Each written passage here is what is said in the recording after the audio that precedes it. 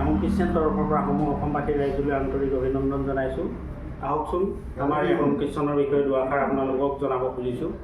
এয়া আমাৰ আহোম কিটচেন লখৰাৰ হাউকুচি হকী ষ্টেডিয়াম ৰোডৰ কাষতে অৱস্থিত। আহকচোন আপোনালোকৰ পৰিয়ালৰ সকলোৱে আমাৰ এই আহোম কিটচেনত এসাঁজ উপভোগ কৰি যাওকহি। আমাৰ ইয়াত বিভিন্ন ধৰণৰ গাঁৱলীয়া খাদ্য সামগ্ৰীৰে প্ৰস্তুত কৰা হয়। খাদ্য সামগ্ৰীবোৰ এয়া দেখিছে আপোনালোকে, এইখিনি হৈছে জিলিমিলি আৰু আমাৰ গাঁৱলীয়া যিখিনি সৰু সৰু আলু, এইখিনিৰ লগত বনোৱা হৈছে। এইখিনি মটৰ আৰু আলুৰ লগত বনোৱা হৈছে।